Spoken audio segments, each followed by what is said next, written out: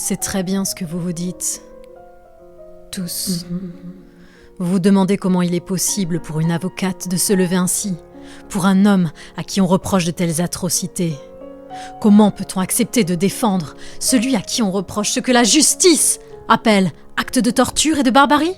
D'avoir frappé une femme, de l'avoir humiliée, ligotée, séquestrée, de l'avoir couverte de bleu et d'échymose, de l'avoir fouettée jusqu'au sang, de l'avoir plongée dans la douleur des heures et des heures durant, de l'avoir marquée au fer rouge comme un animal. Qu'y aurait-il à dire alors pour expliquer, pour justifier, pour excuser l'inexcusable, l'innommable, l'intolérable, l'indigne, l'inhumain? Qu'y aurait-il à dire?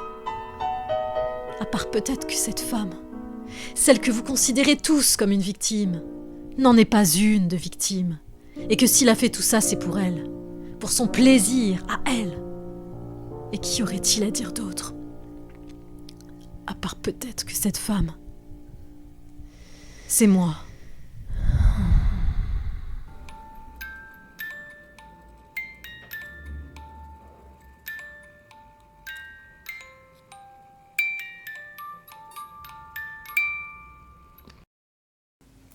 Bonjour Solène. Bonjour Steve. Sur Facebook, une amie m'a incité à m'intéresser à la pièce de théâtre que tu as écrite et que tu interprètes. Et quand j'ai lu son titre, Plaidoirie d'une soumise, ça m'a tout de suite intéressé, évidemment, compte tenu des sujets dont je parle habituellement. La soumission féminine fait fantasmer autant qu'elle génère des préjugés et de l'incompréhension. Parce que tu contribues à lutter contre ça à travers ta pièce de théâtre, j'ai voulu t'interviewer, donc magnifique, nous voici chez une de tes amies en fait, Tout à fait, Léo. qui a eu la gentillesse de nous confier son appartement pour qu'on puisse enregistrer cette interview. Merci à elle. Merci. Alors dans un premier temps, est-ce que tu peux te présenter ? Alors, je m'appelle Solène et je suis comédienne, auteure et metteur en scène. Metteuse en scène. Est-ce que tu peux nous parler de ton parcours en ce qui concerne le théâtre, justement, enfin, ces différents métiers? J'ai fait des études de théâtre. Ensuite, j'ai fait un master professionnel d'ingénierie de projets culturels et interculturels dans le Sud. Et donc, après mes études, j'ai directement trouvé du travail en région parisienne. Et je suis devenue pendant bien 6 ans administratrice de compagnies d'art de rue. C'est-à-dire des compagnies de théâtre de rue, de scénographie d'espace public, de marionnettes géantes, de musique, enfin, en tout cas, tout cet univers-là. Et Par passion ou c'était un premier travail Non, c'est par passion. J'ai toujours été passionnée par l'art et notamment le spectacle vivant. Et donc, administratrice, c'est-à-dire que je gérais toutes les compagnies, les dossiers de subvention, la comptabilité, les différents dossiers, les équipes, les plannings, enfin voilà tout ça. J'étais un peu derrière, j'étais un peu dans l'ombre. en back-office. Voilà, en back-office. Et alors pourquoi c'était une volonté? Parce que finalement au début tu fais des études de théâtre. C'est pour être sur les planches quelque part, non? Mais alors tout le monde me dit ça, mais j'avoue que je n'ai pas une grande confiance en moi.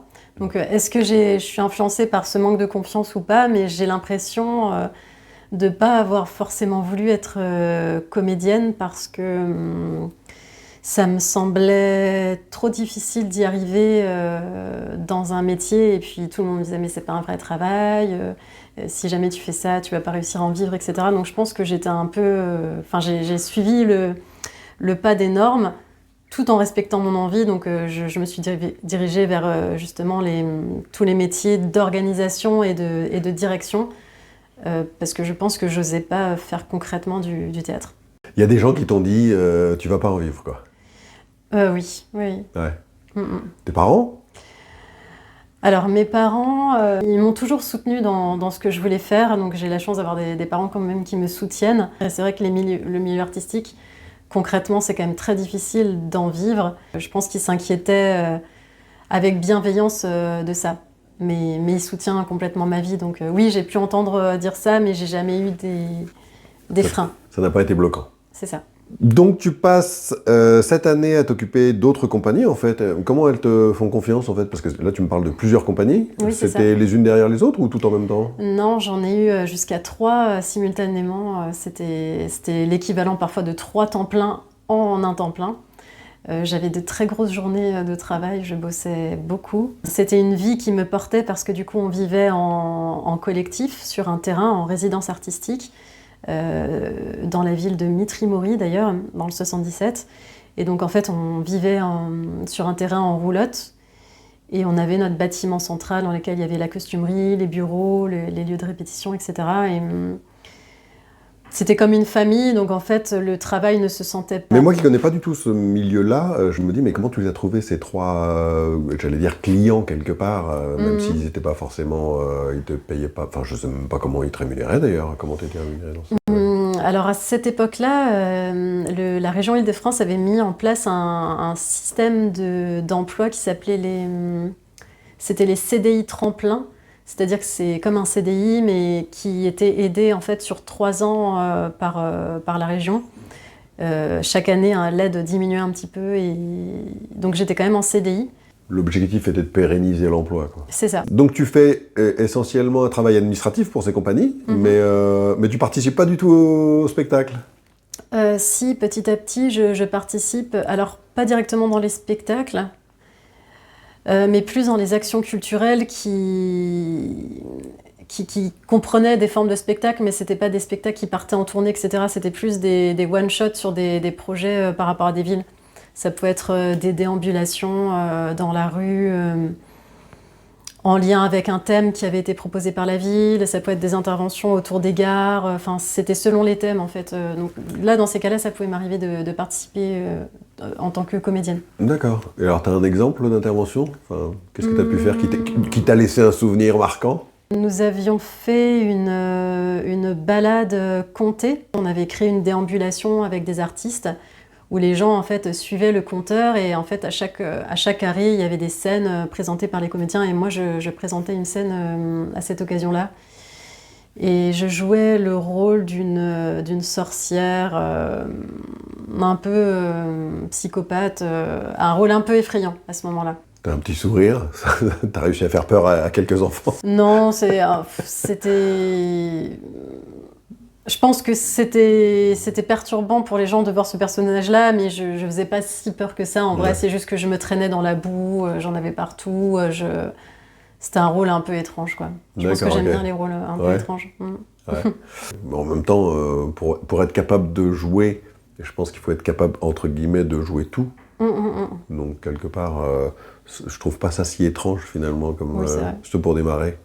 Alors, tu me dis qu'après ces 7 années, une rencontre t'incite à mieux vivre tes rêves. Effectivement, je rencontre quelqu'un qui justement me donne envie de suivre mes rêves et d'avoir un peu plus confiance en moi, dans mes envies et de suivre mes projets.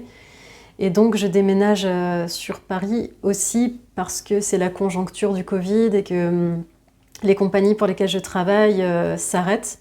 Et là, je commence à passer des auditions et je commence à jouer dans des petites pièces sur Paris. À la même époque, tu deviens passionné par le milieu des assises.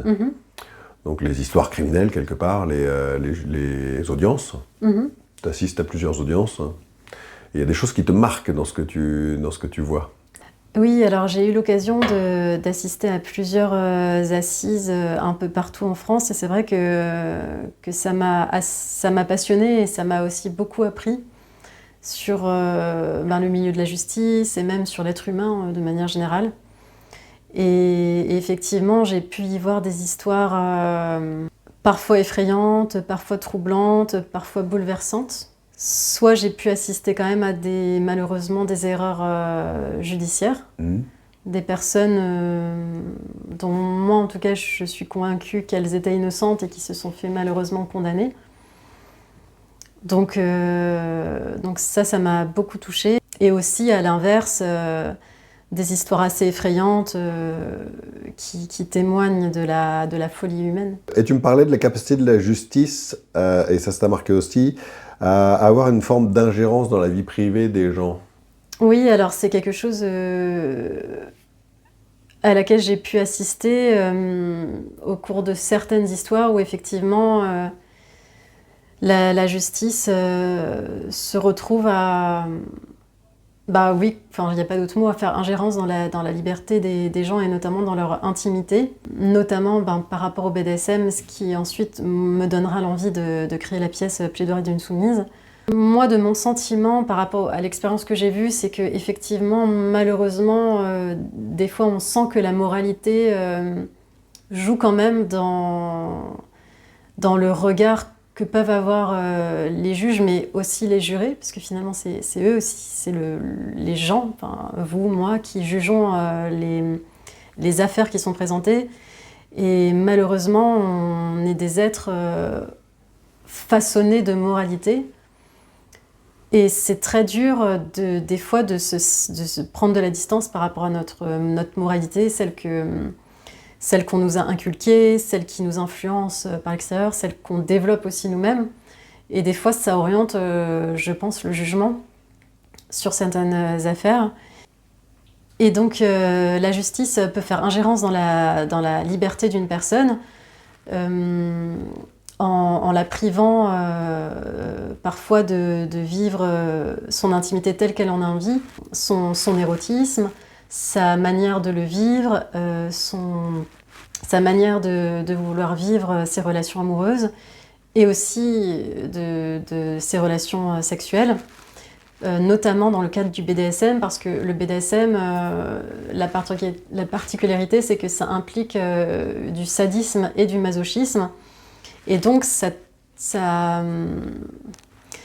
frôle, enfin ça touche directement une loi sur les coups et les blessures et sur les actes de torture et de barbarie.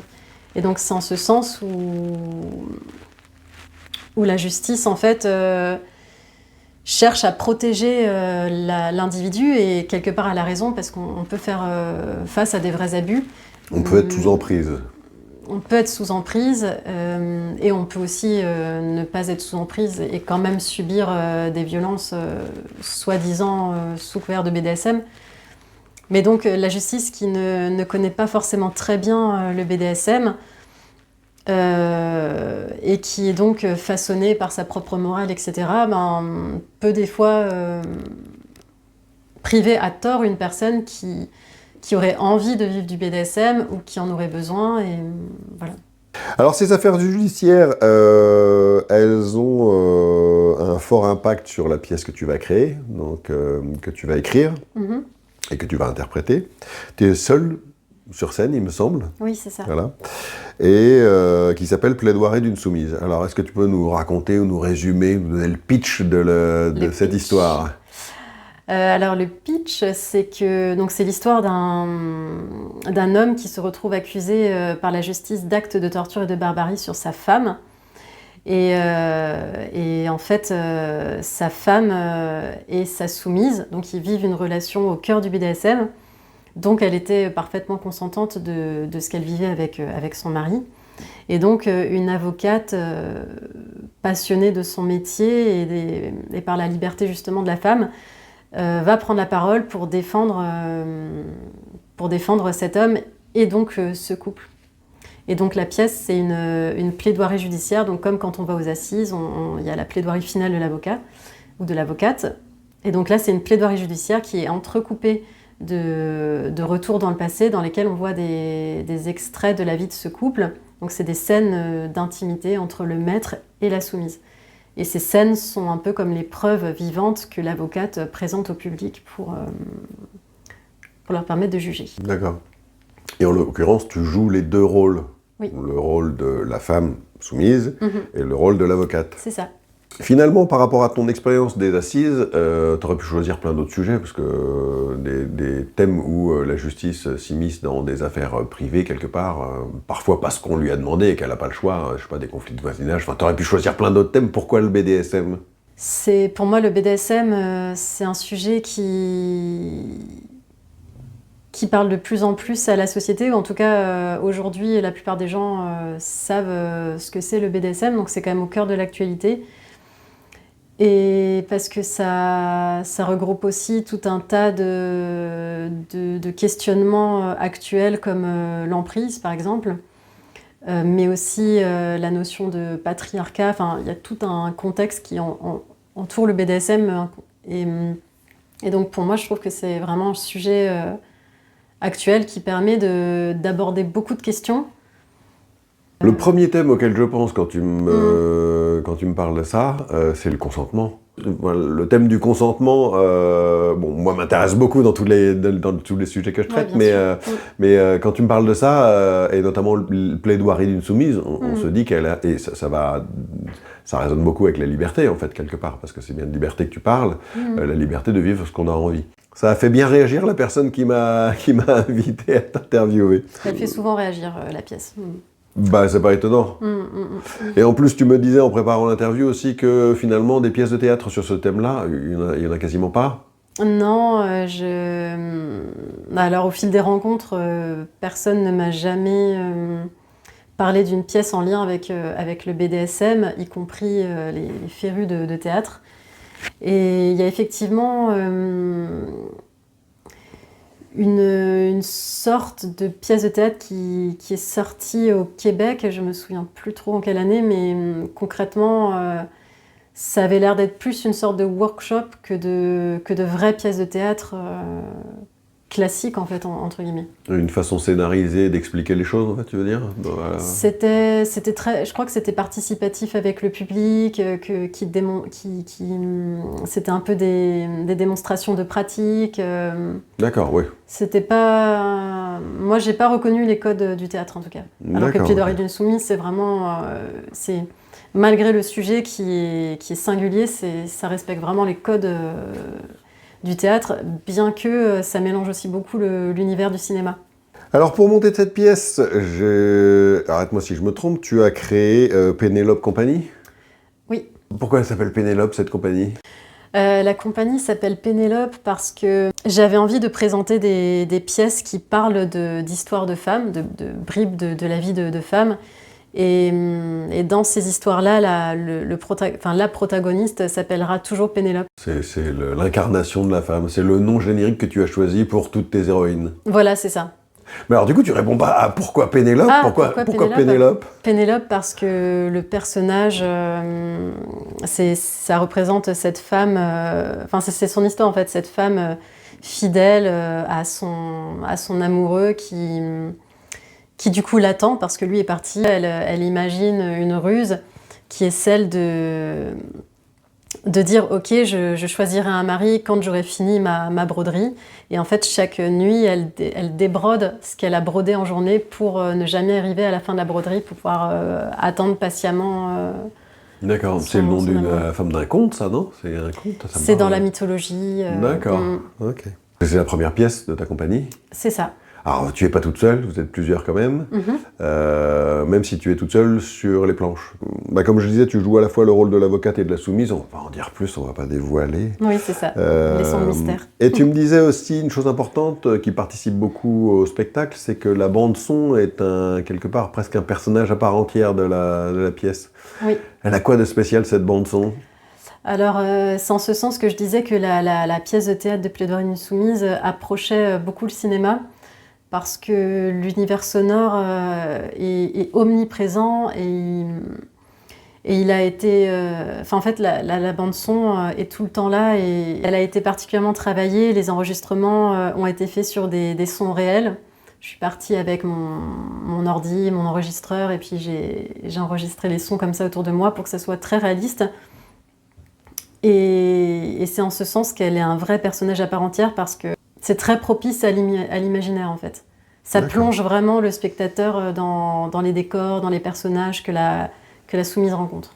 Alors, tu n'es pas investi que dans la réalisation elle-même, puisque c'est toi qui as écrit la pièce, déjà, tu n'es pas que l'interprète. Et puis, tu me dis que c'est toi qui la suis au quotidien. C'est ça. Dans le sens où c'est toi qui en fais la promotion, c'est toi qui gères un peu toute l'intendance, j'ai envie de dire, autour de cette pièce de théâtre. J'aime bien le petit sourire là, on sent que tu es motivé. Oui, c'est une vraie passion. Oui, c'est vrai que c'est un vrai travail. Je travaille énormément sur la pièce, effectivement, pour qu'elle fonctionne que ce soit du côté administratif, du côté de la communication, de la diffusion. Après, j'ai quand même de l'aide ponctuelle sur certaines missions, comme la diffusion par exemple. J'ai eu l'aide de Léo, mon ami, où j'ai aussi l'aide d'une personne qui s'appelle Amaury, donc ponctuellement je reçois quand même de l'aide. Mais oui, c'est quand même moi qui tiens la barque. Et surtout que c'était pas forcément prévu au départ que ça prenne cette ampleur. Je me suis un peu laissée surprendre. Et c'est ce qui m'a d'ailleurs posé beaucoup de problèmes depuis 1 an, parce que j'ai l'impression que Plaidoirie d'une soumise a avancé plus vite que moi, je n'étais préparée en fait. Et donc j'ai plus passé mon temps à courir derrière elle pour me tenir en fait à son rythme et ce que la pièce impliquait en fait comme organisation. Plus que je n'avais anticipé les choses, et donc j'aurais pu être cool. Et non, là j'ai vraiment couru pour essayer de rattraper les choses. Alors quand tu dis que tu as couru pour rattraper ta pièce, c'est que comme tu me l'expliquais, à la base tu étais censé la jouer, enfin tu avais espéré la jouer 1 ou 2 fois. On est à combien de représentations là ? Franchement, je sais plus, ça fait plus d'1 an là qu'elle tourne, et je sais pas. Ouais, tu l'as joué un peu partout en France ? Alors je la joue essentiellement sur Paris, et on a commencé à jouer dans d'autres régions. Mais ce qui nous bloque, c'est tout simplement qu'en fait j'ai du mal à trouver des salles dans lesquelles je peux jouer. Mais je sais que le public est présent vraiment dans différentes régions, donc il faudrait juste que je trouve des lieux, et puis ça serait parti. Mais à chaque fois tu me dis que tu fais ça le comble, enfin c'est Ouais. plein là en fait, jusque quand ? Là c'était plein assez longtemps en amont effectivement, jusque fin avril, et on vient de remettre des dates en mai. Vu comme tu en parles, et vu comme les choses ont l'air de se passer, c'est pas prêt de s'arrêter. Parce qu'en plus tu me dis que tu retournes après mai, tu vas à Avignon. C'est ça, alors ça a été un peu encore une fois, je m'y attendais pas forcément. Mais effectivement, on a reçu la réponse de plusieurs salles qui ont été enjouées par le projet et qui nous ont demandé d'aller jouer chez eux. Et donc notre choix s'est porté sur le théâtre du Verbe Fou, qui est un théâtre littéraire qui met en valeur la parole en fait, et les textes d'auteurs.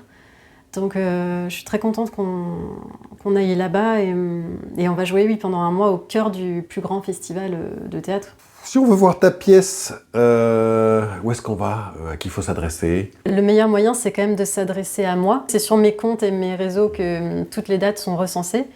Sur tes réseaux sociaux, Facebook ? Alors, il y a Facebook, mais j'avoue que le réseau principal, c'est quand même Instagram. Mais effectivement, Facebook, j'actualise de temps en temps. Et en plus des réseaux, j'ai aussi bientôt fini mon site internet. Voilà, donc ça va recenser toutes les dates aussi, toutes les infos, les dossiers de presse, etc. D'accord. Alors, toutes ces adresses-là sont apparues à l'écran au fur et à mesure quand tu en parlais. Et puis, de toute façon, pour ceux qui veulent pouvoir les reprendre, les liens seront dans l'article associé à la vidéo sur mon site internet. Est-ce que tu as d'autres projets après cette pièce-là ? Tout à fait. J'ai 3 autres projets théâtre.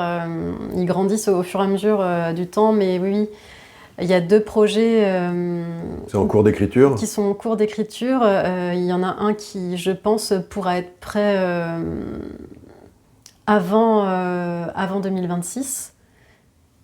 Donc je pense que je vais commencer à écrire en août. Enfin, en tout cas, dès qu'Avignon sera passé, je vais vraiment écrire sur ce projet-là, qui sera aussi une histoire un peu choc, tirée d'une histoire vraie.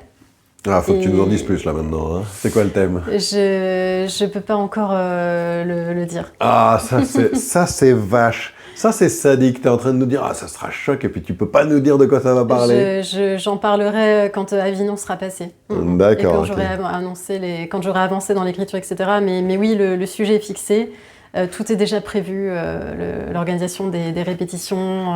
D'accord. Voilà. Ok. Mais on sent à ton sourire que ça te déplaît pas de faire dans le choc. Ça me déplaît pas, et je pense qu'à jouer, ça sera un pur délice. Ouais, d'accord. Eh bien écoute, je te remercie d'avoir accepté mon invitation à parler de ta pièce de théâtre. Bah, c'est moi qui te remercie. Et je te souhaite que du bon pour la suite. Merci beaucoup Steve, c'était super. Bon.